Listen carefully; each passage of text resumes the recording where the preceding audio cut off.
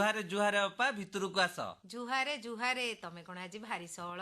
हाँ ये चाष तर तर बणिज मठ आ चाषी पुओ जदि तर तर न हबो चाष काम विषय आलोचना न हबो ताहाले कोन ए सब हेई परिबो नाई रे खाली कोन चाषटा करिदेले हबो चाषकु ताकु देखिबाकू पड़िबो बिलकु सर्वेक्षण करिबाकू पड़िबो निरीक्षण करिबाकू पड़िबो आमी जदि एई समय रे बिल प्रस्तुत न करिबा ताले खराटिया चाषबास केमिति करिबा। ठीक कथा कहिछ अपा कथा होची अपा चाषबास करिबाकू हेले हमर महिला हुंतु बा पुरुष हुंतु समस्तंकु टिके तरबर हेकी काम दाम सारिबाकू पड़िबो। पदे कहिलो निधिया घरर मंग धरि थांती महिला माने बिहन साइता ठारू बिहन अमल पर्यंत सबु काम रे सहाय्य करंती हां कि नाही। ठीक कहिछ अपा ई तांकरी जोगु हम चासी भाई माने चाष काम को आगे नउचंती। ए जंत्रपाती हेला ठारू श्रम लाघव होउची समय बळुची चासी भौणी माने स्वयं सहायक गोष्ठी करी भलो दी पैसा रोजगार करूचंती। आ द्वारा कोन होउची कहिलो निदिया कोन होउची परिवारर आर्थिक स्वच्छलता बढ़ुची महिला माने आत्मनिर्भरशील हेई पारुचंती खाली फसलटा अमल कर देले हबो की। ठीक कथा कहिछ अपा आम महिला माने विशेष करी आगो को आसीबा दरकार ठीक भाबरे प्रशिक्षण नबा दरकार आउ ता सहित महिला मानकर जो कृषि कार्य को आउ टिके उन्नत करिवा पई आम चासी भाई भौणी मानक पई जो सब हमर जंत्रपातीर व्यवस्था करा जायछि से सब को मध्य आम महिला माने आपणैबा दरकार। अच्छा कहिलो निधिया महिला माने को काम करि पारु नाहंती आकाश रे उड़ीबा ठारू नई रे पहरिबा जाय सब क्षेत्र रे महिला माने आगुआ। हां हां ये समाज रे हमर पुरुष हुंतु बा महिला हुंतु जेमिति हमर गोटे मुद्रार दुईटी पार्श्व सेमति हमर कृषि कार्य रे मध्य आम महिला चासी मानकर भूमिका अति गुरुत्वपूर्ण। खाली कोन चाषबास ये से माने हमर बाड़ी गुण रे कुकुड़ा पालन हो बतक पालन हो छतु चाष हो काई हमर हळदी चाष हां ये सब चाष करी मध्य दुई पैसा अधिक रोजगार करी तांको परिवार रो आर्थिक सहायता बढ़ेवा पई चेष्टा करूचंती। तांको मानक जो सब समस्या रहिची जदि हमर कृषि अधिकारी माने आउरी किछि समाधान करिवे ताले आउरी केते लाभ होबो। ठीक कथा कहिछ अपा आमे समस्ते सेही विश्वास रखिबा दरकार सेही भरोसा रखिबा दरकार एवं उभय पुरुष महिला समान भाबरे काम करिबा दरकार जहा फल रे हम कृषि कार्य रे उन्नति आसी परिबो आउ गोटे नूतन दिग को आमे अग्रसर होई परिबा। माने तम कहिबा कथा समस्तंकर सहयोग फल रे कामटा सहज हेई जाय। हां हां हां ये सेही कथा त मु कहूची आउ हेले अपा कथा वार्ता तो होउथिबा किंतु हमर किछि गीत बादर बंदोबस्त अछि ना एम्ति चलथिबो। ओहो आमे आसी जे कोन खाली एमिति कथा होउथबा भजन सुनिबा तापरे कथा होबा ना होउ ताल जगबंधु नाथंकु जे मुरुछि नुहई जगबंधु नाथंकु जे मुरुछि नुहई जेणी की चाहिले तेणे श्रीमुख दिसई तेणे श्रीमुख दिसई जगबंधु नाथंकु जे मुरुछि नुहई जगबंधु नाथंकु जे मुरुछि नुहई।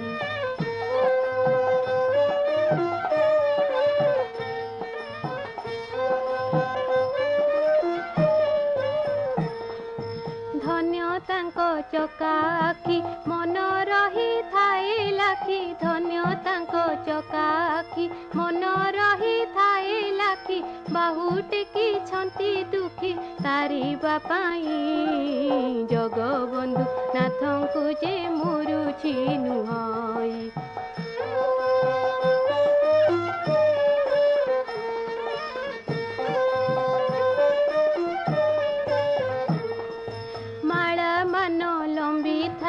पाद तल जाए रही माला मान लंबी थाई पाद तल जाए रही छामुरे कहली भिड़े बसी नुहई जगबंधु नाथंकु जे मुरुछि नुहई जगबंधु नाथंकु जे मुरुछि नुहई।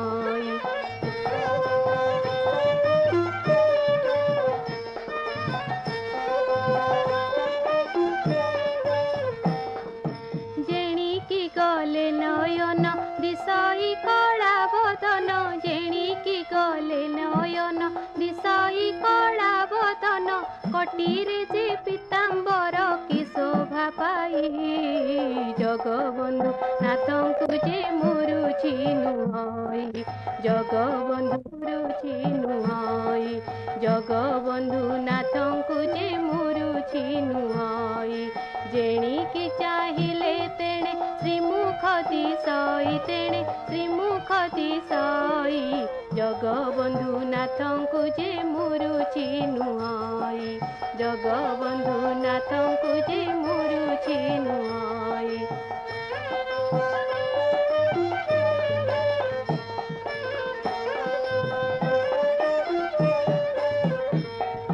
ଜଗବନ୍ଧୁ ନାଥଙ୍କୁ ଯେ ମୁରୁଛି ନୁହଁଇ ଜଗବନ୍ଧୁ ନାଥଙ୍କୁ ଯେ ମୁରୁଛି ନୁହଁଇ।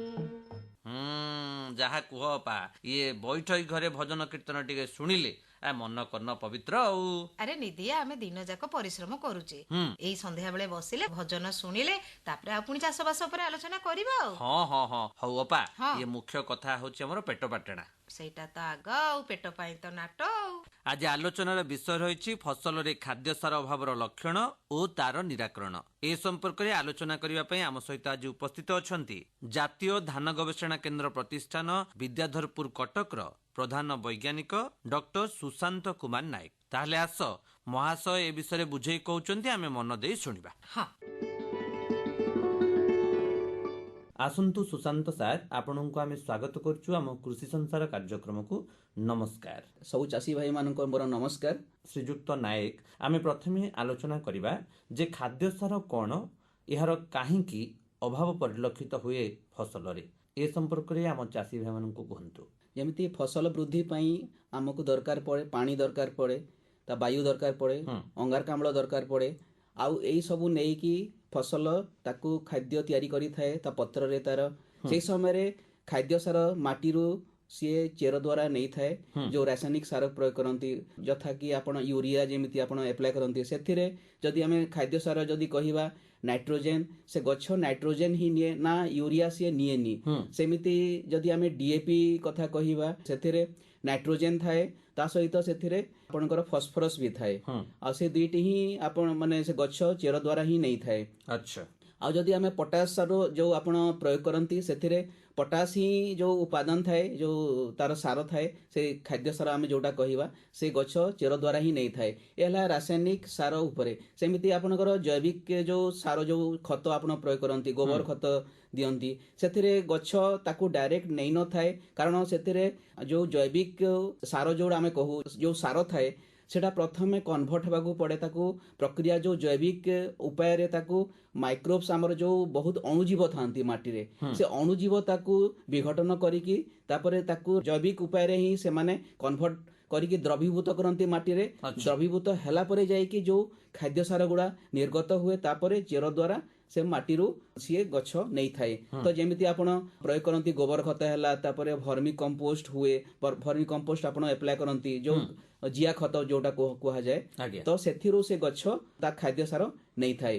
ତ ଏହାର ଅଭାବ ବହୁତ ଗୁଡେ କାରଣରୁ ପରିଲକ୍ଷିତ ହେଇଥାଏ। କାରଣ ଆମେ ଯଦି ଦେଖିବା ମାଟି କେଉଁ ପ୍ରକାରର, ଯଦି ଆମ ମାଟି ଯଦି ଲାଲ ରଙ୍ଗର ଥାଏ, ତାହେଲେ ସେଥିରେ ଆମ ମାଟି ସେଟା ଭଲ ମାଟି ନଥାଏ। ତ ଆମ ମାଟି ଯେତେ କଳା ରହିବ ସେଇ ମାଟି ସେତେ ଭଲ। ଏ କଳା ଅଂଶ ହେଲା ଆମର ଜୈବିକ କାର୍ବନ। ଯଦି ଜୈବିକ କାର୍ବନ ମାତ୍ରା ଯଦି ଆମ ମାଟିରେ ଅଧିକାଂଶ ଯଦି ରହିବ, ତାହେଲେ କଣ ହେବ କି ଆମର ଯୋଉ ଅଣୁଜୀବ ଗୁଡା ବହୁତ ଗୁଡେ ମାଇକ୍ରୋ ଯୋଉ ଅର୍ଗାନାଇଜିମ, ଯୋଉ ଅଣୁଜୀବ ଲାଭଦାୟକ ଜୀବ ଗୁଡା ଥାନ୍ତି, ସେମାନେ ତାଙ୍କର ସେଟା ଭୋଜନ, ସେଟା ଖାଦ୍ୟ ତାଙ୍କୁ ଦରକାର ପଡେ। ତ ତାଙ୍କ ଖାଦ୍ୟ, ତାଙ୍କ ବଂଶ ବିସ୍ତାର ପାଇଁ ଆମକୁ ଜୈବିକ କାର୍ବନ ଦରକାର। ଜୈବିକ କାର୍ବନ ଯଦି ଅଧିକ ମାତ୍ରାରେ ରହିବ, ଅନୁସାର ଯୋଉ ଅଣୁଜୀବ ଗୁଡା ବୃଦ୍ଧି ହେବେ, ତା ଦ୍ୱାରା ସେମାନେ ଯୋଉ ଆମର ମାଟିରେ ବହୁତ ଗୁଡିଏ ଯୋଉ ସାର ଥାଏ ତାକୁ ଦ୍ରବୀଭୂତ କରନ୍ତି, ଯୋଉ ଖାଦ୍ୟ ସାର ଗୁଡାକ ଦ୍ରବୀଭୂତ କରନ୍ତି। ଦ୍ରବୀଭୂତ ହେବା ଫଳରେ ତାପରେ ପାଣି ସହିତ ମିଶିକି ଚେର ତାକୁ ଗ୍ରହଣ କରିଥାଏ। ତ ସେଥିପାଇଁ ଆମେ କାର୍ବନର ଯୋଉ ଆମ ଜୈବିକ କାର୍ବନ, ଆମେ ଜୈବିକ ମାତ୍ରା ମାନେ ବଢେଇବାକୁ ପଡିବ, ତାହେଲେ ଯାଇକି ଆମର ଯୋଉ ମାଟି, ସେଥିରେ ଜଳ ଧାରଣ କ୍ଷମତା ବଢିବ, ତା ସହିତ ମାଟି ହାଲକା ରହିବ। ଆପଣ ଯଦି ହାତରେ ଯଦି ଦେଖିବେ, ଛୁଇଁକି ବି ଦେଖିବେ, ହାଲକା ଫୁସଫୁସିଆ ଲାଗିବ, ତାହେଲେ ସେ ମାଟି ଆମେ ଯଦି ସେଥିରେ ଯଦି ଚାଷ କରିବା, ତାହେଲେ ଏସବୁ ଅଭାବ କମ ପରିମାଣରେ ଦେଖା ଦେଇଥାଏ। ତେବେ ଏଇଠି ଆମ ଚାଷୀ ଭାଇ ମାନଙ୍କ ମନରେ ପ୍ରଶ୍ନ ଆସୁଥିବ ଯେ ଖାଦ୍ୟ ସାର ଅଭାବ ଆମର କୋଉ ପ୍ରକାର ମୃତ୍ତିକାରେ ବେଶୀ ଦେଖାଯାଏ ଆଉ ଏଇଟା କେମିତି ଦେଖାଯାଏ? ଯେମିତିକି ଇଏ ବିଭିନ୍ନ ମାଟିରେ ତାର ଅଭାବ ଅଲଗା ଅଲଗା ଥାଏ। ଆଜ୍ଞା ଯଦି ଦୋର୍ଷା ମାଟି ଆମେ କହିବା ସେଥିରେ ଟିକେ ପରିମାଣ ଭଲ ଥାଏ। ଆଉ ଯଦି ଆମ ଅମ୍ଳୀୟ ମାଟି, ଆଜ୍ଞା କାରଣ ଆମର ଯଦି ଦେଖିବା ଓଡ଼ିଶାର ମାଟି ଯଦି ଆମେ କହିବା 70ରୁ 80% ହେଲା ଆମର ଏସିଡ୍ ମାଟି, ମାନେ ଅମ୍ଳୀୟ ମାଟି। ଆଚ୍ଛା ସେଥିରେ ଏସିଡ୍ର ମାତ୍ରା ଟିକେ ଅଧିକ ଥାଏ। ଯଦି ଏସିଡ୍ ଯଦି ମାତ୍ରା ଅଧିକ ଥିବ, ଯଦି ଆମେ ଫର୍ଟିଲାଇଜର କିମ୍ବା ଯେ ସାର ଆମେ ପ୍ରୟୋଗ କରିବା, ତାହେଲେ ଗଛ ନେଇ ନଥାଏ। ଏହାର କାରଣ କଣ ହେଲା କି ଆମର ଯୋଉ ଲାଲ ମାଟି ହେବାର କାରଣ ହଉଛି ସେଥିରେ ଆମର ଲୁହା ଅଂଶ ଆଉ ମ୍ୟାଙ୍ଗନିଜ ତାର ମାତ୍ରା ଅଧିକା ଥାଏ। ୟା ଅଧିକା ହେବା ଫଳରେ ଆମେ ଯଦି ଯୋଉ ସାର ପ୍ରୟୋଗ କରିବା, ସେଇ ସାରର ଯୋଉ ଖାଦ୍ୟ ସାର ଗୁଡା ଥାଏ, ଯେମିତି ଧରନ୍ତୁ ନାଇଟ୍ରୋଜେନ ହେଲା କିମ୍ବା ଫସଫରସ ହେଲା କିମ୍ବା ପଟାସ ହେଲା, ସେଇଗୁଡା ଯୋଉ ଖାଦ୍ୟ ସାର ଗୁଡାକ ଯୋଉ ଲୋହା କିମ୍ବା ମ୍ୟାଙ୍ଗନିଜ ତାକୁ ବାନ୍ଧିକି ରଖିଦିଏ, ତା ଫଳରେ ତାକୁ ଦ୍ରବୀଭୂତ ହେଇନଥାଏ ଆଉ ଗଛ ଚେର ମାନେ ନେଇ ନଥାଏ। ତ ତା ଦ୍ୱାରା ତାର ଅଭାବ ପରିଲକ୍ଷିତ ହୁଏ। ସେଥିପାଇଁ ଅମ୍ଳୀୟ ମାଟି, ଯୋଉଟା ଆମେ ଏସିଡ ମାଟି ଆମେ କହୁ, ଅମ୍ଳୀୟ ମାଟିରେ ଆମକୁ ଚୂନ ପଦାର୍ଥ ନିହାତି ଦରକାର। ଚୂନ ପଦାର୍ଥ ଦେଲା ମାତ୍ରେ ସେଥିରେ କଣ ହେବ, ଚୂନରେ ଆମର କ୍ୟାଲସିୟମ ଥାଏ, ତା ସହିତ ମ୍ୟାଗ୍ନେସିୟମ ଥାଏ। କ୍ୟାଲସିୟମ ଏକ ଖାଦ୍ୟ ସାର, ଇଏ କଣ କରିବ କି ଯୋଉ ଲୋହା ଅଂଶକୁ ତାକୁ ସେ ଖୋଲି ଦିଏ, ଯୋଉ ତାକୁ ଯୋଉ ବନ୍ଧନରେ ଯୋଉ ବାନ୍ଧି ଦେଇଥାଏ ତାକୁ ସିଏ କ୍ୟାଲସିୟମ ପଶିକି ତାକୁ ସେ ଖୋଲି ଦିଏ, ସେ ଯୋଉ ବନ୍ଧନକୁ ଖୋଲି ଦିଏ। ତା ଦ୍ୱାରା ଯୋଉ ସାର ଗୁଡା ଦ୍ରବୀଭୂତ ହେଲା ଫଳରେ ତାପରେ ଗଛ ଚେର ଦ୍ୱାରା ନେଇଥାଏ। ତା ସହିତ ଆପଣ ଧଣିଚା ଚାଷ କରିବାକୁ ପଡିବ। ଧଣିଚା ଚାଷ କଲେ ସୁବିଧା କଣ ହୁଏ କି, ଧଣିଚା ଯଦି ଆପଣ ପ୍ରୟୋଗ କରିବେ, ଚାଷ କରିବେ, ତ ସେଇ ସମୟରେ ଗଛ ଯେତେବେଳେ ପାଖାପାଖି 30 ସେଣ୍ଟିମିଟର ପାଖାପାଖି 1 ଫୁଟ ଉଚ୍ଚତା ହେଇଯିବ, ସେଇ ସମୟରେ ଯୋଉ ଧଣିଚା ଯୋଉ ଗଛ ଗୁଡା ତାକୁ ମାଟିରେ ମିଶାଯାଏ। ସେଗୁଡା ମାଟିରେ ସେଟା ଡିକମ୍ପୋଜିସନ ହେଇଯାଏ। ତାପରେ ଡିକମ୍ପୋଜ ହେଲା ପରେ ସେଟା ଜୈବିକ ବିଘଟନ ହୁଏ। ତା ସହିତ ସେଥିରେ ଯୋଉ ସାର ଗୁଡା ଥାଏ, ଯୋଉ ନାଇଟ୍ରୋଜେନ ଥିବ, ଯୋଉ ଫସଫରସ ଥିବ କିମ୍ବା ଯୋଉ ପଟାସ ଥିବ, ସେ ଦ୍ରବୀଭୂତ ହୁଏ। ଅଣୁଜୀବ ଗୁଡା ଥାନ୍ତି, ତା ଦ୍ୱାରା ଆପଣଙ୍କର ଯୋଉ ଚେର ଦ୍ୱାରା ହିଁ ଜୀବ ଖାଦ୍ୟ ସାର ଯାଇକି ତାପରେ ଗଛ ନେଇଥାଏ। ଆଜ୍ଞା, ବହୁତ ସୁନ୍ଦର କଥା। ତେବେ ଆମ ଚାଷୀ ଭାଇ ମାନେ ଜାଣିବା ପାଇଁ ଚାହୁଁଥିବେ ଯେ ଖାଦ୍ୟ ସାର ଅଭାବ ଫସଲରେ କଣ ଅସୁବିଧା ହୁଏ, ଯେମିତିକି ଆମେ ନାଇଟ୍ରୋଜେନ, ଫସଫରସ ଏବଂ ପଟାସ ଅଭାବରେ କଣ ସବୁ ହବ, ଆଉ ତାର ନିରାକରଣ ଆମ ଚାଷୀ ଭାଇ ମାନେ କେମିତି କରିବେ? ଆମେ ଯେମିତି ମୁଁ କହୁଥିଲି ନାଇଟ୍ରୋଜେନ ଅଭାବରେ, ଯୋଉଟା ଗୋଟେ ଖାଦ୍ୟ ସାର, ନାଇଟ୍ରୋଜେନ ଅଭାବରେ ସାଧାରଣତଃ ୟାର ଫସଲରେ ତଳ ଭାଗରେ ହିଁ ଦେଖାଦିଏ। ଆଉ ଏହାର ସିମ୍ପଟମ ଗୁଡା ହେଲା ତଳ ପତ୍ର ହଳଦିଆ ହେଇଯାଏ, ଆଉ ଧୀରେ ଧୀରେ ପୁରା ଫସଲରେ ହିଁ ହଳଦିଆ ହେଇଯିବ। ଏ ତଳ ପତ୍ରରେ ହଳଦିଆ ହେବାର କାରଣ ହେଲା କି ନାଇଟ୍ରୋଜେନ, ଯୋଉ ନାଇଟ୍ରୋଜେନ ଖାଦ୍ୟ ସାର ଅଛି, ସେ ବହୁତ ତାର ଗତି କରେ। ମାଟିରେ ମିଶାଇଲା ପରେ ସପୋଜ ଯୋଉ ସାର ଆପଣ ଦିଅନ୍ତି, ଯୋଉ ୟୁରିଆ ଯଦି ଆପଣ ପ୍ରୟୋଗ କରିବେ, ସେଥିରେ ଯୋଉ ଖାଦ୍ୟ ସାର ଅଛି, ଯୋଉ ନାଇଟ୍ରୋଜେନ ଅଛି, ଗଛ ଚେର ତାକୁ ନେଲା ପରେ ଶୀଘ୍ର ଅଗ୍ରଭାଗକୁ ପଳେଇଯାଏ, କାରଣ ସେ ଗଛରେ ବହୁତ ସେଟା ଶୀଘ୍ର ଗତି କରେ। ତା ଦ୍ୱାରା କଣ ହେଲା, ତାର ଯୋଉ ଅଭାବଟା ତଳପତ୍ର ହିଁ ଦେଖା ଦେଇଥାଏ। ଆଉ ଏକ୍ସେସ ଯଦି ଆପଣ ଯଦି କିଛି ସାର ଯଦି ପ୍ରୟୋଗ ନ କରିବେ, ପୁରା ଗଛ ପୁରା ହଳଦିଆ ହେଇଯିବ। ଧରନ୍ତୁ ଆପଣ ଯେମିତି ଯୋଉ ଆପଣ ଧାନ ରୁଅନ୍ତି, ଧାନ ରୋଇଲା ପରେ ଯଦି ଆପଣ ୟୁରିଆ ଯଦି ପ୍ରୟୋଗ ନ କରିବେ, ଦେଖିବେ କିଛି ଦିନ ପରେ 7 ରୁ 15 ଦିନ ଭିତରେ ଆପଣ ଦେଖିବେ ପୁରା କ୍ଷେତରେ ଦେଖିବେ ପୁରା ଆପଣ ହଳଦିଆ ହେଇଯାଇଥିବ। ତ ତାର ଅଭାବ ହେଉଛି, ସେଟା ଆପଣ ଜାଣିପାରିବେ ସେଟା ନାଇଟ୍ରୋଜେନ ଅଭାବରେ ହେଇଥାଏ। ତ ୟାର ପ୍ରତିକାର ପାଇଁ, ନାଇଟ୍ରୋଜେନ ଅଭାବ ପ୍ରତିକାର ପାଇଁ ଆପଣଙ୍କୁ ଶୀଘ୍ର କେମିତି କରିବେ, ତାକୁ ନିହାତି ଆପଣ ଫୋଲିୟର ଆପ୍ଲିକେସନ ଆପଣଙ୍କୁ କରିବାକୁ ପଡିବ। ସେଥିରେ ହେଲା ଆପଣଙ୍କର ଦ୍ରବୀଭୂତ ସାର ଦେବାକୁ ପଡିବ, ଯେମିତି ୟୁରିଆ ଅଛି, ତା ସହିତ ବଜାରରେ NPK ଫର୍ଟିଲାଇଜର ମିଳେ, ତାକୁ ଆପଣ 2 ରୁ 5 ଗ୍ରାମ ହିସାବରେ ଗୋଳିକି ପାଣିରେ ମିଶାଇକି ତାପରେ ସ୍ପ୍ରେ କରିବାକୁ ପଡିବ। ତା ସହିତ ଯେତେବେଳେ ଆପଣ ପାଣିରେ ମିଶାଇବେ, ତା ସହିତ ଆପଣଙ୍କର କିମ୍ବା ଚିପକ ଯୋଉ କହନ୍ତି, ଆପଣଙ୍କର ଯୋଉ ସର୍ଫ କିମ୍ବା ଆପଣ ଡିଟରଜେଣ୍ଟ ସେଥିରେ ମିଶାଇବାକୁ ପଡିବ। ଏଇଟା ଯଦି ସ୍ପ୍ରେ କରିବେ ମିଶାଇକି, ପତ୍ର ସେଟା ରହିବ। ତ ଏଇ ଯୋଉ ସର୍ଫ କିମ୍ବା ଡିଟରଜେଣ୍ଟ ସେଥିରେ ମିଶାଇଲା ପରେ ସେଟା ଷ୍ଟିକର ଭଳିଆ କାମ କରିବ, ପତ୍ରରେ ଗୋଟେ ଲେୟାର ଭଳିଆ ହେଇଯିବ। ତ ତା ଦ୍ୱାରା ଯୋଉ ଆମେ ସ୍ପ୍ରେ କରିବା, ଯୋଉ ଖାଦ୍ୟ ସାର ଆମେ ଯଦି ସ୍ପ୍ରେ କରିବା, ଗଛ ପତ୍ର ସେଟା ନେବ। ଆଉ ତା ସମୟ ବି ବହୁତ ଇମ୍ପୋର୍ଟାଣ୍ଟ, କୋଉ ସମୟରେ ଆପଣ ସ୍ପ୍ରେ କରୁଛନ୍ତି। ଯଦି 10ଟା ରୁ 11ଟା ଭିତରେ ଯଦି ସ୍ପ୍ରେ କଲେ ଭଲ। ଯଦି ବହୁତ ସୂର୍ଯ୍ୟକିରଣ ଯଦି ଟାଣ ଖରା ଥିବ, ସେ ସମୟରେ କରିବା ଅନୁଚିତ, କାରଣ ସେଇ ସମୟରେ ଯୋଉ ଆମର ଯୋଉ ପତ୍ରରେ ଯୋଉ ଆମେ କହୁ କି ତାର କିଚେନ ହାଉସ ଗୁଡା ଥାଏ, ସେ କିଚେନ ହାଉସ ର ଝରକା ଗୁଡା ଯୋଉ ସମୟରେ ସକାଳେ ଖୋଲେ କିମ୍ବା ସନ୍ଧ୍ୟା ସମୟରେ ମାନେ ଉପରଓଳି ଖୋଲେ। ଆଉ ଯଦି ସୂର୍ଯ୍ୟକିରଣ ଯଦି ଡାଇରେକ୍ଟ ମାନେ ବହୁତ ଖରା ହେବ, କିଚେନ ହାଉସ ର ଝରକା ଗୁଡା ବନ୍ଦ କରିଦିଅନ୍ତି। ଯଦି ଝରକା ଖୋଲା ଥିବ, ସେଇ ସମୟରେ ଆମେ ଯଦି ସ୍ପ୍ରେ କରିବା, ଖାଦ୍ୟ ସାର ଶୀଘ୍ର ଯାଇକି କିଚେନ ହାଉସ ରେ ପହଞ୍ଚିଯିବ। ତା ଦ୍ୱାରା ଖାଦ୍ୟ ସେମାନେ ମାନେ ଗଛ ଭଲ ଭାବରେ ତିଆରି କରିପାରିବ ଏବଂ ତାର ଯାହାବି ଆମେ ସାର ପ୍ରୟୋଗ କରିବା, ତାର ଏଫେକ୍ଟିଭ ସେ ଗଛ ନେଇପାରିବ। ଏଇଟା ହେଲା ନାଇଟ୍ରୋଜେନ କଥା। ଯଦି ଆମେ ଫସଫରସ କଥା ଧରିବା, ତାର ଅଭାବ ତଳପତ୍ରରେ ଦେଖା ଦେଇଥାଏ। ଆଉ ୟାର ସିମ୍ପଟମ ହେଲା ଯୋଉ ପତ୍ରଟା ପିଙ୍କ କଲର ହେଇଯିବ, ପିଙ୍କ ଗୋଟେ ଲେୟାର ହେଇଯିବ, ମାନେ କଲର ଦେଖାଯିବ ପିଙ୍କିଶ କଲର ହେଇଯାଏ। ସବୁ ଗଛ ମାନେ ଧରନ୍ତୁ ଧାନ ହେଲା କି ଗହମ ହେଲା କି ଆପଣଙ୍କର ପନିପରିବା ଧରନ୍ତୁ କି ଆପଣଙ୍କ ଫଳ ଗଛ ଧରନ୍ତୁ, ଆଜ୍ଞା ପିଙ୍କ କଲର ହେଇଯିବ। ଏଇଟା ମ୍ୟାକ୍ସିମମ୍ ଆପଣଙ୍କର ଦେଖା ଦିଏ ଏସିଡ ମାଟିରେ।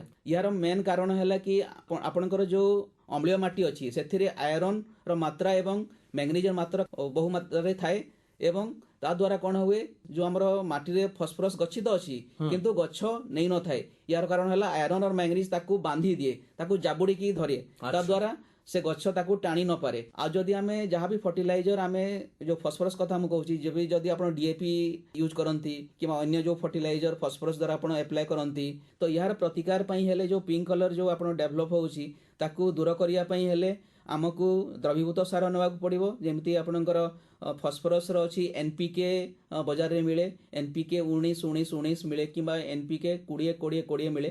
ତାକୁ ବି ଆପଣ 2 ରୁ 5 ଗ୍ରାମ ହିସାବରେ ସ୍ପ୍ରେ କରିବା ଦରକାର। ଆଉ ତା ସହିତ ଆପଣଙ୍କ ଷ୍ଟିକର ମିଶାଇ ଆପଣ ସ୍ପ୍ରେ କରିବା ନିହାତି ଦରକାର। ଆଜ୍ଞା ତ ପଟାସ ଯଦି ଆମେ କହିବା, ପଟାସ ଯୋଉ ଆପଣ ସାର ପ୍ରୟୋଗ କରନ୍ତି, ତ ପଟାସରେ ବି ଯୋଉ ଖାଦ୍ୟ ସାର ଅଛି ପଟାସ ସେଟା କହନ୍ତି। ଆଉ ୟାର ଅଭାବରେ ଆପଣ ଦେଖିବେ ତଳପତ୍ର ହିଁ ୟାର ବି ତାର ସିମ୍ପଟମ ଦେଖା ଦେଇଥାଏ। ଆଉ ୟାର ପତ୍ର ଯୋଉ ପତ୍ରରେ ଧାରରେ ପ୍ରଥମେ ୟେଲୋ ହୁଏ, ୟେଲୋଇଂ ମାନେ ପୁରା ହଳଦିଆ ହେଇଯିବ, ଧୀରେ ଧୀରେ ପୁରା ଜଳିଲା ଭଳିଆ ଦେଖାଯିବ ପତ୍ରଟା। ଆଉ ତାର ସିମ୍ପଟମ ଗୁଡା ବାହାର ସାଇଡ ରୁ ସେଟା ସ୍ପ୍ରେଡ କରିକି ଭିତର ସାଇଡ କୁ ଆସିବ। ଯଦି ଏକ୍ସେସ ହେଇଯିବ ପୁରା ଗଛରେ ଜଳିଲା ଭଳିଆ ଦେଖାଯିବ। ତ ମେନ୍ ସିମ୍ପଟମ ହେଲା ନାଇଟ୍ରୋଜେନ ଆଉ ପଟାସ ର। ନାଇଟ୍ରୋଜେନ ରେ ପୁରା ହଳଦିଆ ହେଇଯିବ କିନ୍ତୁ ପଟାସ ରେ କ'ଣ ହେବ, ଧାର ପ୍ରଥମେ ହଳଦିଆ ହେଇକି ତାପରେ ଜଳିଲା ଭଳିଆ ହେଇଯିବ। ତା ଧୀରେ ଧୀରେ ବାହାର ସାଇଡ ରୁ ଭିତରକୁ ସେ ଇନୱାର୍ଡ ସେ ଗତି କରିବ। ଆଉ ୟାର ପ୍ରତିକାର ପାଇଁ ହେଲେ ଆମକୁ ଦ୍ରବୀଭୂତ ସାର ଆପ୍ଲାଏ କରିବାକୁ ପଡିବ। ସେଇ ଫୋଲିଆର ଆପ୍ଲିକେସନ ଆପଣଙ୍କୁ ଦେବାକୁ ପଡିବ। ସେଟା ଯୋଉଟା ମୁଁ କହିଲି ଯୋଉ NPK ବଜାରରେ ଯୋଉ ମିଳୁଛି 19-19-19 କିମ୍ବା NPK 20-20-20, ଆପଣ ସେଟା 2 ରୁ 5 ଗ୍ରାମ ହିସାବରେ ଆପଣ ସ୍ପ୍ରେ କରିବାକୁ ପଡିବ। 7 ରୁ 10 ଦିନ ବ୍ୟବଧାନରେ ଆପଣଙ୍କୁ ଏଟା ସ୍ପ୍ରେ କରିବାକୁ ପଡିବ। ଆଉ ଫୁଲ ସମୟରେ ତାକୁ ଆଭଏଡ କରିବା ଦରକାର, ନହେଲେ ଆପଣ ଫୁଲ ସବୁ ପଡିଯିବ। ୟା ସହିତ ଧାନରେ ସଲଫରର ବହୁତ ଚାହିଦା ଅଛି ବର୍ତ୍ତମାନ। ଯୋଉ ସଲଫର ଅଭାବରେ ଆପଣ ଦେଖିବେ ଧାନ ଗଛରେ ଯୋଉ ହଳଦିଆ ହେବା, ଯୋଉ ଉପର ଭାଗରେ କଅଁଳିଆ ପତ୍ର ଗୁଡା ହଳଦିଆ ହେଇଯାଇଥାଏ। ନାଇଟ୍ରୋଜେନ ଆଉ ସଲଫର ର ଡିଫରେନ୍ସ ଏଇଟା ହେଲା କି ଦୁଇଟାର ସିମ୍ପଟମ ସେମ୍, କିନ୍ତୁ ସଲଫର ଅଭାବରେ ଉପର ଭାଗ ହଳଦିଆ ହେବ ଆଉ ନାଇଟ୍ରୋଜେନ ଅଭାବରେ ତଳ ପତ୍ର ହଳଦିଆ ହେବ। ଚାଷୀ ଭାଇ ମାନେ ଏ ଦୁଇଟା ଆପଣ ଶୀଘ୍ର ଟିକେ ମାନେ ଦେଖିବେ କି ଗଛର ଯଦି ଫଳ ଗଛ ହେଲା କିମ୍ବା ପନିପରିବା କିମ୍ବା ଧାନ ଫସଲ ହେବା, ଯଦି ଉପର ପତ୍ର ଗୁଡା ଯଦି ହଳଦିଆ ହେଲା ସେ ଜାଣିପାରିବେ କି ସେଟା ହେଲା ସଲଫର ଅଭାବରେ। ତ ସଲଫର ଅଭାବ ଯଦି ହୁଏ ତାହେଲେ ଆପଣ ଯୋଉ ବଜାରରେ ମିଳୁଛି କ୍ୟାଲସିୟମ ସଲଫେଟ କିମ୍ବା ମ୍ୟାଗ୍ନେସିୟମ ସଲଫେଟ ବଜାରରେ ଯଦି ମିଳୁଛି, ତାହେଲେ ଆପଣ ତାକୁ କିଣିକି 2 ରୁ 2 ଗ୍ରାମ ପ୍ରତି ଲିଟର ହିସାବରେ ଗୋଳିକି ତାପରେ ସ୍ପ୍ରେ କରିବେ, ତାହେଲେ ଯାଇକି ସଲଫର ଅଭାବ ଦୂର ହେଇପାରିବ। ଆଉ ସଲଫର ଆମ ଧାନ ଚାଷ ପାଇଁ ନିହାତି ଦରକାର। ନାଇଟ୍ରୋଜେନ ଫସ୍ଫରସ୍ ପଟାସ ସହିତ ଆପଣଙ୍କ ସଲଫରର ପ୍ରୟୋଗ ନିହାତି ଦରକାର। ଆଜ୍ଞା, ବହୁତ ସୁନ୍ଦର କଥା କହିଛନ୍ତି। ଆମ ଚାଷୀ ଭାଇ ମାନେ ଏସବୁକୁ ଲକ୍ଷ୍ୟ କରିବା ଦରକାର। ନିୟମିତ ତାଙ୍କର ଚାଷ କ୍ଷେତ୍ରକୁ ସେମାନେ ପରିଦର୍ଶନ କରିବା ଦରକାର ଏବଂ ଯଦି ଏଇ ସବୁ ଲକ୍ଷଣ ଦେଖୁଛନ୍ତି ତାହେଲେ ଜାଣିବେ ଯେ ଖାଦ୍ୟ ସାରର ଅଭାବ ହେଇଛି ଏବଂ ସେଇ ଅନୁପାତରେ ଖାଦ୍ୟ ସାର ପ୍ରୟୋଗ କଲେ ସେଇ ଅଭାବ ପୂରଣ ହେଇପାରିବ ଏବଂ ଫସଲ ମଧ୍ୟ ସୁରକ୍ଷିତ ହେଇପାରିବ। ତେବେ ସାର୍ ଏଇଠି ଆମ ଚାଷୀ ଭାଇ ମାନଙ୍କ ମନରେ ପ୍ରଶ୍ନ ଆସୁଥିବ, ମୋ ମନରେ ମଧ୍ୟ ପ୍ରଶ୍ନ ଆସୁଛି ଯେ ଖାଦ୍ୟ ସାରର ଅଭାବ ପାଇଁ ମାଟି ପରୀକ୍ଷା ଜରୁରୀ କି? ଆଉ ଯଦି ମାଟି ପରୀକ୍ଷା ଜରୁରୀ ତାହେଲେ ମାଟିର ସ୍ୱାସ୍ଥ୍ୟ ଭଲ ଅଛି କି ନାହିଁ ଚାଷୀ ଭାଇଟିଏ କେମିତି ଜାଣିବ? ଏସବୁ କେମିତି କରିବ? ଖାଦ୍ୟ ସାର ଅଭାବ ଯଦି ପରିଲକ୍ଷିତ ହୁଏ ମାଟି ପରୀକ୍ଷା ନିହାତି ଜରୁରୀ। ମାଟି ପରୀକ୍ଷା ଦ୍ୱାରା ଚାଷୀ ଭାଇ ଆପଣଙ୍କର ଗୋଟେ ହେଲ୍ଥ ରେକର୍ଡ ମାଟିର ଆପଣ ପାଇପାରିବେ। ସେଥିରେ ଆପଣଙ୍କର pH ଯୋଉ ଆମେ କହୁ କ୍ଷାରତ୍ୱ, ତାକୁ ଜାଣିବା ପାଇଁ ହେଲେ ଗୋଟେ ଆପଣଙ୍କର କେତେ ଅଛି ସେଟା ଜାଣିପାରିବେ। ତା ସହିତ ଆପଣଙ୍କର ନାଇଟ୍ରୋଜେନର ମାତ୍ରା କ'ଣ, ଫସ୍ଫରସର ମାତ୍ରା କେତେ ଅଛି, ପଟାସର ମାତ୍ରା କେତେ ଅଛି, ତା ସହିତ ଅଣୁସାରର ମାତ୍ରା କେତେ ଅଛି। pH ଯଦି 7 ପାଖାପାଖି ରହିଲା ତାହେଲେ ସେଟା ଆମେ କହିବା କି ବଢିଆ, ମାଟିଟା ଭଲ ମାଟି। ଆଉ ଯଦି 7 ତଳକୁ ରହିଲା, ଯଦି ସେଟା ରହିଲା ତାହେଲେ ଆପଣ ଜାଣିପାରିବେ ସେଟା ଏସିଡ ମାନେ ଅମ୍ଳୀୟ ମୃତ୍ତିକା। ଆଉ ନାଇଟ୍ରୋଜେନର ଯଦି ମାତ୍ରା 280 କେଜି ପ୍ରତି ହେକ୍ଟରରୁ କମ ରହିବ, ଆପଣ ଜାଣିବେ କି ସେଥିରେ ଆପଣଙ୍କର ବହୁତ କମ ମାତ୍ରାରେ ଅଛି। ଆଉ ସେଥିପାଇଁ ଯୋଉ ଖାଦ୍ୟ ସାର ଆପଣଙ୍କୁ ଦେବାକୁ ପଡିବ 25% ବଢେଇକି। ଧରନ୍ତୁ ଆପଣ ଧାନରେ 80 କେଜି ଫର ଏକ୍ସାମ୍ପଲ ମୁଁ କହୁଛି 80 କେଜି ଯଦି ନାଇଟ୍ରୋଜେନ ଦିଅନ୍ତି ଆଉ ଆପଣଙ୍କର ମାଟି ପରୀକ୍ଷାରେ ବାହାରିଛି 200 କେଜି ପ୍ରତି ହେକ୍ଟର, ସେଟା 280 ରୁ କମ।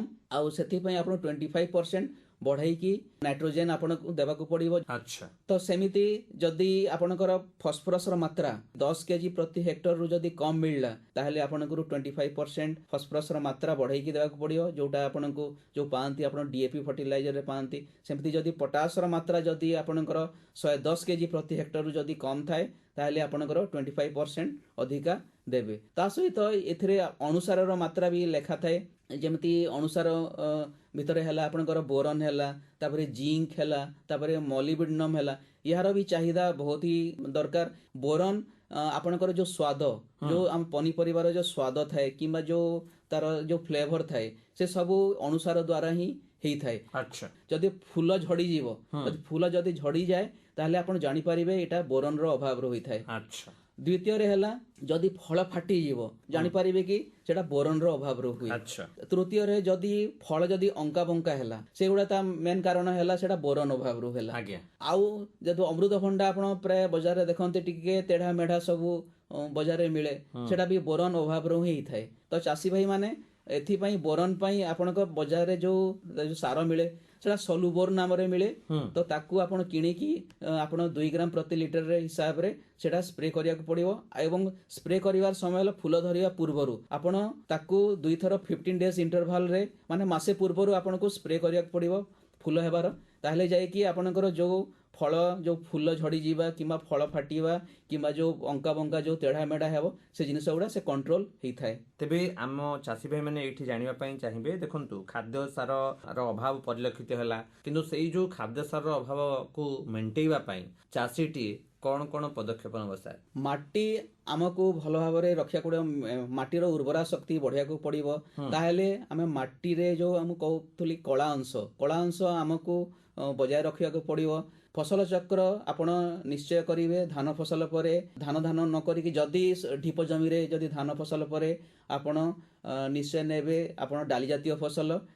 ତାହେଲେ ଯାଇକି କଣ ହେବ କି ଆମ ଡାଲି ଜାତୀୟ ଫସଲରେ ଯୋଉ ଚେରରେ ଆମର ରାଇଜୋବିୟମ ବ୍ୟାକ୍ଟେରିଆ ଥାନ୍ତି, ଏ ରାଇଜୋବିୟମ ବ୍ୟାକ୍ଟେରିଆ ବାୟୁମଣ୍ଡଳରୁ ନାଇଟ୍ରୋଜେନ ଆଣିକି ତାକୁ ମାଟିରେ ମିଶାନ୍ତି ଏବଂ ମାଟିର ନାଇଟ୍ରୋଜେନର ଅଭାବକୁ ସେ ଦୂର କରିଥାନ୍ତି। ତା ଦ୍ୱାରା ଯୋଉ ନେକ୍ସଟ ଯୋଉ ଆମେ ଫସଲ ନେବା ସେଥିରେ ଆମେ ୟୁରିଆର ମାତ୍ରା କମ ଦେଇପାରିବା। ତା ସହିତ ସବୁଜ ସାରର ପ୍ରୟୋଗ, ଯେମିତି ମୁଁ କହୁଥିଲି ଧଣିଚା ଆପଣ ଲଗେଇବେ। ଯୋଉ ଆପଣ ଏବେ ଧାନ ଚାଷ କରୁଛନ୍ତି, ଧାନ ଚାଷ ପୂର୍ବରୁ ହିଁ ଆପଣଙ୍କ ଧଣିଚା ଯୋଉ ମଞ୍ଜି ଆପଣଙ୍କୁ ବୁଣିବାକୁ ପଡିବ।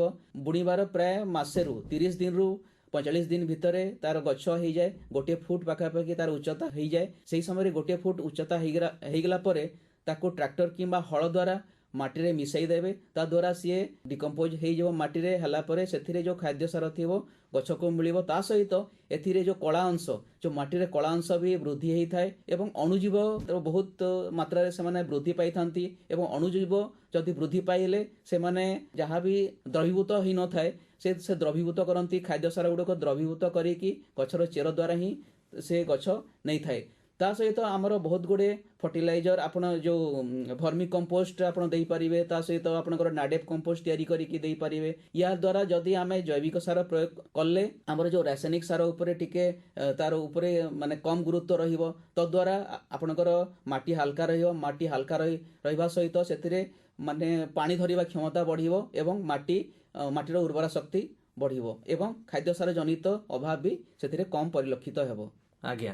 ତେବେ ଆମେ ଯାହା ଶୁଣିଛୁ ଯେ କେନ୍ଦ୍ରୀୟ ଧାନ ଗବେଷଣା ପ୍ରତିଷ୍ଠାନ ଏକ ଅଭିଯାନ ଆରମ୍ଭ କରିଛି, ଯେଉଁଥିରେ ସଠିକ ଖାଦ୍ୟ ସାର, ସୁସ୍ଥ ମୃତ୍ତିକା ଆଉ ଚାଷୀ ଭାଇ ମାନେ କେମିତି ଅଧିକ ଉତ୍ପାଦନ କରିବେ ସେଥିପାଇଁ କେନ୍ଦ୍ରୀୟ ଧାନ ଗବେଷଣା ପ୍ରତିଷ୍ଠାନର ବୈଜ୍ଞାନିକ ମାନେ ବିଭିନ୍ନ ଗାଁକୁ ଯାଉଛନ୍ତି, ଚାଷୀ ଭାଇ ମାନଙ୍କୁ ବୁଝାଉଛନ୍ତି। ତେବେ ଏଇ ଯୋଉ ସନ୍ତୁଳିତ ସାର ପ୍ରୟୋଗ ଏଇଠି କଣ, ଆଉ ଏଇଟା ଆମର କେମିତି ଖାଦ୍ୟ ସାର ଜନିତ ଅଭାବକୁ ଆମର ଦୂରେଇ ପାରିବ, ଆପଣ ଆମ ଚାଷୀ ଭାଇ ମାନଙ୍କୁ କୁହନ୍ତୁ।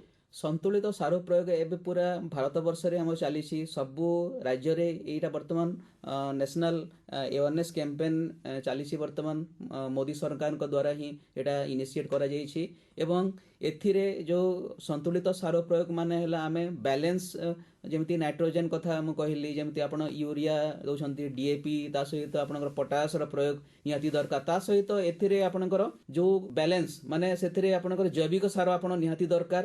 ରାସାୟନିକ ଏବଂ ଜୈବିକର 50-50% ହିସାବରେ ଆପଣଙ୍କୁ ଦେବାକୁ ପଡିବ। ତା ଦ୍ୱାରା କଣ ହେବ, ଜୈବିକ ସାର ପ୍ରୟୋଗ ଦ୍ୱାରା ଆପଣ ମାଟି ହାଲକା ହାଲକା ରହିଲା ଏବଂ ମାଟିରେ ଯୋଉ କଳା ଅଂଶ ବୃଦ୍ଧି ପାଇଲା, ଯାହା ବି ସାର ପ୍ରୟୋଗ କରୁ ସେଥିରେ ସେଇ ଭଲ ଭାବରେ ଯୋଉ ଅଣୁଜୀବ ରହିଲା ମାନେ ସେମାନେ ତାକୁ ଦ୍ରବୀଭୂତ କରିକି ସେ ଚେର ଦ୍ୱାରା ହିଁ ନେଇ ପାରନ୍ତି। ଏଥିରେ ଆମର CRI ରୁ ଏଣ୍ଡୋଏନ୍ ଯୋଉ ଆମର ବାୟୋ ଫର୍ଟିଲାଇଜର ଅଛି ତାକୁ ଆପଣ ପ୍ରୟୋଗ କରିପାରିବେ। ଏଣ୍ଡୋଏନ୍ ଫର୍ଟିଲାଇଜର ଯଦି ଯୋଉ ବାୟୋ ଫର୍ଟିଲାଇଜର ଯଦି ଆପଣ ଆପ୍ଲାଏ କରିବେ, ସେଥିରେ ଆପଣଙ୍କର ଅଣୁଜୀବ ଅଛି ଆଜୋଟୋବ୍ୟାକ୍ଟର, ସେଥିରେ ଯୋଉ ବ୍ୟାକ୍ଟେରିଆ କହନ୍ତି ସିଏ ତାକୁ ନାଇଟ୍ରୋଜେନର ମାତ୍ରା ବୃଦ୍ଧି କରିଥାଏ। ଆଉ ଏହାର ମାତ୍ରା ଆପଣ ଯଦି ଚାଷୀ ଭାଇ ମାନେ ଆପ୍ଲାଏ କରିବେ 250 ml ପ୍ରତି ଏକରକୁ ଆପ୍ଲାଏ କରନ୍ତି ଏବଂ ତାକୁ ସିଡ୍ ଟ୍ରିଟମେଣ୍ଟ କରିପାରିବେ, ତାକୁ ମାଟିରେ ବି ଆପଣ ଦେଇପାରିବେ। ତ ଯଦି ଆମେ ଦେଖିବା ସନ୍ତୁଳିତ ମାନେ ରାସାୟନିକ ସାର ସହିତ ଆପଣଙ୍କର ଜୈବିକ ସାର, ତାପରେ ବାୟୋ ଫର୍ଟିଲାଇଜର, ଧଣିଚା, ତାପରେ ଆପଣଙ୍କର ଗୋବର ଖତ, ଏସବୁ ମିଶାଇକି ଯଦି ଆପଣ ବ୍ୟାଲେନ୍ସ ୱେରେ ଯଦି ଆପଣ ମାଟିରେ ପ୍ରୟୋଗ କରିବେ ତାହେଲେ ଆମର ଯୋଉ ଯାହା ବି ଖାଦ୍ୟସାର ଜନିତ ଅଭାବ ଦେଖାଦେବ ନାହିଁ ଏବଂ ଗଛ ଭଲ ବଢିବ, ତା ସହିତ ଆପଣ ଅମଳ ବି ଭଲ ପାଇପାରିବେ ଏବଂ ଆପଣଙ୍କର ଫାଇଦା ରହିବ। ସବୁଠାରୁ ବଡ କଥା ହେଲା ଆମ ଚାଷୀ ଭାଇଟିଏ ସନ୍ତୁଳିତ ଖାଦ୍ୟ ସାର ଯଦି ପ୍ରୟୋଗ କରିବ ତାହେଲେ ଚାଷୀ ଭାଇଟି ଅମଳ ଭଲ ପାଇପାରିବ, ମୃତ୍ତିକାର ସ୍ୱାସ୍ଥ୍ୟ ବଜାୟ ରହିବ ଏବଂ ପରିବେଶର ସୁରକ୍ଷା ହେବ ଏବଂ ଆମର ଦେଶର ପ୍ରଗତି ମଧ୍ୟ ହେବ। ତେବେ ସର୍ବଶେଷରେ ଆପଣ ଜଣେ ବରିଷ୍ଠ ବୈଜ୍ଞାନିକ ଭାବରେ ଆମ ଚାଷୀ ଭାଇମାନଙ୍କୁ 2-3 ଧାଡି କଣ ଉପଦେଶ ଦେବା ପାଇଁ ଚାହିଁବେ? ହଁ, ଚାଷୀ ଭାଇ ମୋର ଏତିକି ମୋର ନିବେଦନ ଅଛି କି ଆପଣ ମାଟି ପରୀକ୍ଷା ନିହାତି କରନ୍ତୁ। କେତେ ପରିମାଣରେ ଖାଦ୍ୟ ସାର ଦରକାର ସେଇ ପରିମାଣରେ ଆପଣ ପ୍ରୟୋଗ କରିପାରିବେ। ତ ତାକୁ ବ୍ୟାଲେନ୍ସ ଯଦି କରିବା ପାଇଁ ହେଲେ ଆପଣ ମାଟି ପରୀକ୍ଷା ନିହାତି ଦରକାର। ତେବେ ଶ୍ରୀଯୁକ୍ତ ନାୟକ, ଆପଣ ଆଜି ଆମ ସହିତ ରହିଲେ, ନିଶ୍ଚିତ ଭାବରେ ଆଜି ଚାଷୀ ଭାଇମାନେ ଆପଣଙ୍କର ଏଇ କଥାରୁ ଅନେକ କଥା ଶିଖିଥିବେ ଏବଂ ଏଇ କଥାକୁ କାମରେ ଲଗେଇବା ପାଇଁ ଚେଷ୍ଟା କରିବେ। ଆମ ଚାଷୀ ଆଉ ଚାଷ ପ୍ରଗତି ପଥରେ ଆଗେଇ ଯିବ। ଆମ ଅନୁଷ୍ଠାନ ତରଫରୁ, ଆକାଶବାଣୀ କଟକ କେନ୍ଦ୍ର ତରଫରୁ, କୃଷି ସଂସାର କାର୍ଯ୍ୟକ୍ରମ ତରଫରୁ ଆପଣଙ୍କୁ ଏହି ଆଲୋଚନା ପାଇଁ ବହୁତ ବହୁତ ଧନ୍ୟବାଦ ରହୁଛୁ। ନମସ୍କାର। ନମସ୍କାର। କଣ ନିଧିଆ, ଆଲୋଚନା ମନକୁ ଗଲା ତ? ଓହୋ, ଏଥିରେ ଅପା ପଚାରିବାର ଅଛି। ମହାଶୟ ଯେମିତି କହିଛନ୍ତି ଆମ ଫସଲରେ ଆମେ ସନ୍ତୁଳିତ ଖାଦ୍ୟସାର ପ୍ରୟୋଗ କରୁଥିବା, ରାସାୟନିକ ଖାଦ୍ୟସାରକୁ ଟିକେ କମ୍ କରିବା, ଜୈବିକ ଖାଦ୍ୟସାରକୁ ଟିକେ ବଢ଼େଇବା, ମୃତ୍ତିକା ସ୍ୱାସ୍ଥ୍ୟ ପରୀକ୍ଷା କରିବା, ଆଉ ସବୁ କିଛିକୁ ଯଦି ଠିକ୍ ଭାବରେ ଦେଖୁଥିବା ତାହେଲେ ଫସଲ ଅମଳ ଠିକ୍ ହେବ, ଆମ ମାଟି ମଧ୍ୟ ଠିକ୍ ରହିବ। ଆରେ ନିଧିଆ, ଯୋଉଠି ସମସ୍ୟା ରହିଛି ସେଠି ସମାଧାନ ରହିଛି। ଆମେ ସମସ୍ତେ ଚାଷବାସ କରିବା, ଆଗକୁ ବଢିବା। ହଁ ହଁ ଅପା, ହଉ ଅପା, ହଁ। ଇଏ ମୋର ଟିକେ କାମ ଅଛି, ମୁଁ ତାହେଲେ ଉଠିଲି। ଓହୋ, କାମ ପାଇଟି ତ ସବୁବେଳେ ଚାଲିଛି, ହେଲେ ପାଣିପାଗର ଖବର ଶୁଣିବା ତାପରେ ଉଠିବା। ତାହେଲେ ଜଟ ଜଟ ଶୁଣେଇ ଦିଅ ପାଣିପାଗ, ଆମେ ବୈଠକରୁ ଉଠିବା। ହଁ।